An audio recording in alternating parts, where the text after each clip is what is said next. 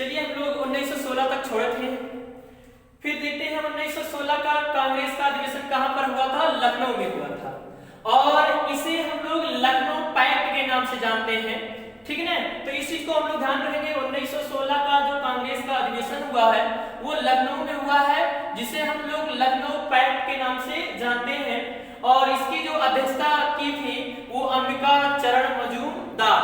तो अंबिका चरण मजूमदार ने इसकी मतलब अध्यक्षता की थी कांग्रेस की।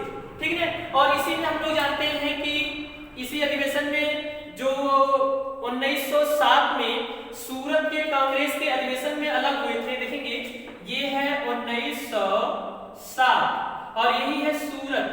इसी में क्या हुआ था कि दो भागों में कांग्रेस विभाजित हो गया था। एक को गरम दल ने अपना सहयोग दिया था और दूसरे को नरम दल ने दिया, मतलब उदारवादियों ने दिया था। तो विभाजन हुआ था। तो ध्यान में इसको हम लोग पढ़ेंगे कि निम्नलिखित में से किस अधिवेशन में कांग्रेस का विभाजन हुआ? तो 1907 के सूरत अधिवेशन में कांग्रेस का विभाजन होता है, और 1916 में फिर वही क्या होते हैं? विलय हो जाते हैं, मतलब एक हो जाते हैं, जिसे हम लोग लखनऊ पैक्ट के नाम से जानते हैं। और ये भी है कि इसमें कांग्रेस और मुस्लिम लीग दोनों के बीच समझौता भी हुआ था। तो ध्यान रखेंगे कि निम्नलिखित में से किस अधिवेशन में मुस्लिम लीग और कांग्रेस के बीच अधिवेशन समझौता हुआ था? तो 1916 के लखनऊ अधिवेशन में। अगला है देखेंगे 1917 का कोलकाता अधिवेशन। और 1917 का कोलकाता अधिवेशन है, यही अधिवेशन है कि जिसमें प्रथम महिला थी, मतलब जो है प्रथम महिला अध्यक्षता की थी श्रीमती एनी बेसेंट। तो श्रीमती एनी बेसेंट ने 1917 के कोलकाता के अधिवेशन की अध्यक्षता की थी। तो ये भी क्वेश्चन पूछता है कि निम्नलिखित में से किस अधिवेशन की अध्यक्षता पहली महिला ने की थी, मतलब पहली महिला किस कांग्रेस की अध्यक्षता की थी? तो ध्यान रखेंगे 1917 के कांग्रेस के अधिवेशन में, है ना? और फिर देखेंगे 1918 मुंबई में होता है, मुख्य नहीं है। 1919 अमृतसर में होता है ना? एक चीज और ध्यान रखेंगे कि देखिए 1920 जो है ये है 1920 कांग्रेस का अधिवेशन, ये दो जगह हुआ है। एक जगह कहां हुआ? एक नागपुर में हुआ है, और इस नागपुर की अध्यक्षता जो है विजय राघवाचार्य ने किया था।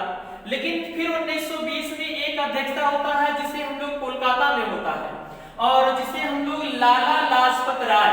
तो ध्यान रखेंगे कि लाला लाजपत राय निम्नलिखित में से किस कांग्रेस की अध्यक्षता की थी? तो 1920 के कोलकाता अधिवेशन की अध्यक्षता की थी। एक बड़ा मुख्य क्वेश्चन आता है कि निम्नलिखित में से कौन थे जिन्होंने कभी भी कांग्रेस की अध्यक्षता नहीं की थी? तो हम लोग इस चीज को ध्यान रखेंगे, बाल गंगाधर तिलक। तो बाल गंगाधर तिलक जी कभी भी कांग्रेस की अध्यक्षता नहीं की थी। और भी जितने मुख्य रूप से जितने भी नेता आते हैं, जितने भी उदारवादी के चाहे गरम दल के नेता हो, चाहे गांधी युग के नेता हो, सब लोगों ने कांग्रेस की अध्यक्षता की थी। लेकिन बाल गंगाधर तिलक एक ऐसे थे जिन्होंने कभी भी कांग्रेस की अध्यक्षता नहीं की थी, और उनका जो मृत्यु होता है वो 1 अगस्त 1920 को मृत्यु हो जाता है, और उसी दिन महात्मा गांधी के द्वारा असहयोग आंदोलन की शुरुआत भी होती है ना? ये नहीं जाना जाता है कि भाई हो गया। तो इस चीज को हम लोग ध्यान रखेंगे। 1920 के जो अधिवेशन होता है दो जगह होता है, एक नागपुर में जिसकी अध्यक्षता जो है विजय राघवाचार्य करते हैं, और एक कोलकाता में होता है और जिसकी अध्यक्षता जो है कौन करते हैं? लाला लाजपत राय। ठीक है? और फिर इसके बाद देखेंगे 1921 1922 का अधिवेशन जो कहां पर होता है? अहमदाबाद में होता है, और किसके द्वारा होता है? चित्तरंजन दास के द्वारा होता है। ठीक है? अहमदाबाद का जो आंदोलन कांग्रेस का अधिवेशन होता है 1921 में और 1922 में कहां पर होता है? तो चित्तरंजन दास द्वारा किया जाता है ना? अच्छा, इसी अधिवेशन में ध्यान रखेंगे, इसी 1921 के अधिवेशन में देखेंगे 1921 के अधिवेशन में जो चित्तरंजन दास द्वारा अध्यक्षता किया जाता है, इसी अधिवेशन में क्या किया गया था कि पहली बार राष्ट्रीय ध्वज फहराया गया था। मतलब 1921 के कांग्रेस के अधिवेशन में पहली बार राष्ट्रीय ध्वज को फहराया गया था। ठीक है? फिर देखेंगे 1923 का अधिवेशन जो अब्दुल कलाम आजाद के द्वारा किया जाता है। 1923 का अब्दुल कलाम आजाद के बारे में ने किया था। फिर देखिए 1924 में, यही 1924 का आंदोलन कांग्रेस का अधिवेशन है, सॉरी आंदोलन बार बार आ रहा पढ़ाई में। 1924 में कांग्रेस का ये अधिवेशन है जिसमें महात्मा गांधी ने अध्यक्षता की थी, और कहां पर हुआ था? कर्नाटक के बेलगाम। देखिए कर्नाटक का एक जो है बेलगाम, इसी बेलगाम में महात्मा गांधी द्वारा अध्यक्षता की जाती है। बड़ा मुख्य क्वेश्चन है, और ये क्वेश्चन है कि निम्नलिखित में से किसकी अध्यक्षता महात्मा गांधी ने किया था? तो 1924 के कर्नाटक के बेलगांव में महात्मा गांधी द्वारा अध्यक्षता किया गया था, ठीक है। और महात्मा गांधी ने पहली बार किस अधिवेशन में भाग लिया था कांग्रेस के? तो ध्यान रखेंगे 1901 के कांग्रेस में महात्मा गांधी ने सबसे पहले भाग लिया था, ठीक है। फिर देखिए 1925 में आता है। 1925 का अधिवेशन कहां पर होता है? तो ध्यान रखेंगे लखनऊ, है ना। 1925 का अधिवेशन कहां पर होता है? सॉरी कानपुर। 1925 का अधिवेशन कहां पर होता है? कानपुर। ये देखेंगे कानपुर, ठीक है ना। 1925 में कानपुर में अधिवेशन होता है। यही अधिवेशन है जो प्रथम भारतीय महिला सरोजिनी नायडू के द्वारा इस अधिवेशन को चलाया गया, ठीक है। तो इस चीज को हम लोग ध्यान रखेंगे कि निम्नलिखित में से पहला अगर क्वेश्चन पूछ लेगा कि निम्नलिखित में से किस अधिवेशन में पहली महिला अध्यक्षता की थी? तो 1917 के, है ना, जिसमें श्रीमती एनी बेसेंट द्वारा अध्यक्षता की गई थी।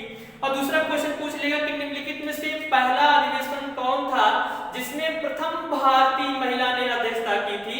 तो ध्यान रखेंगे कि 1925 के कानपुर अधिवेशन में, जिसमें सरोजिनी नायडू ने इसकी अध्यक्षता की थी, है ना। सरोजिनी नायडू क्या कहा जाता है? एक है स्वर कोकिला और एक है कोकिला, मतलब भारतीय कोकिला। तो ध्यान रखेंगे स्वर कोकिला लता मंगेशकर के जी को कहा जाता है ना, और भारतीय कोकिला जो है सरोजिनी नायडू को कहा जाता है। फिर देखिए 1927 का कांग्रेस अधिवेशन। अगर 1927 के कांग्रेस अधिवेशन की अगर हम लोग बात करें तो ये मद्रास में हुआ था, है ना।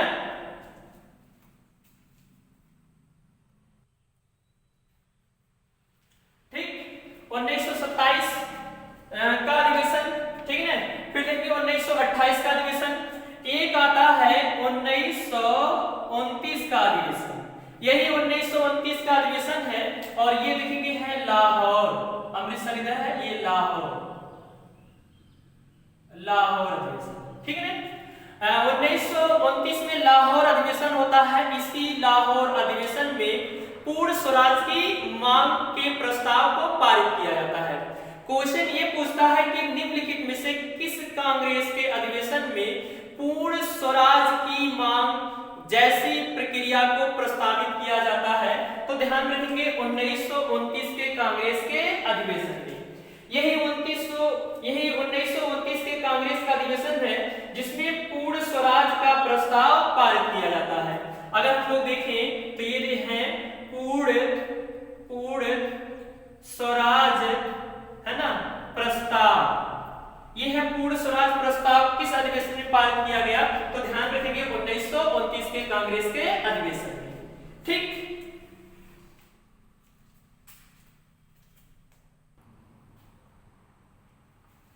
ठीक है, तो ध्यान रखेंगे यही 1929 में लाहौर अधिवेशन होता है जिसकी अध्यक्षता जवाहरलाल नेहरू के द्वारा की जाती है, और इसी में हम लोग पूर्ण स्वराज प्रस्ताव को पारित किया जाता है।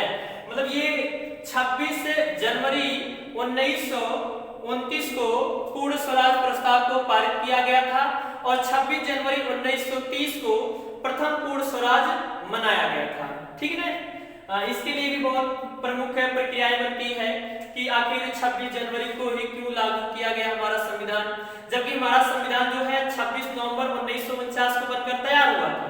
सोचा गया था उसी दिन समय लागू कर दिया जाए, लेकिन नहीं, हमारे जो नेता, मतलब पहले के नेता थे, है ना, हमारे जो पहले के नेता थे, उन लोगों ने 26 जनवरी 1929 को ही पूर्ण स्वराज की मांग को मानते गए थे, और 26 नवंबर 1949 को जब संविधान लागू हुआ तो कहा गया तो थोड़ा दिन रुक लिया जाए, और रुकने के बाद 26 जनवरी आने वाली है, और 26 जनवरी को ही 26 जनवरी 1950 को संविधान पूर्ण रूप से लागू किया जाए, ठीक है ना।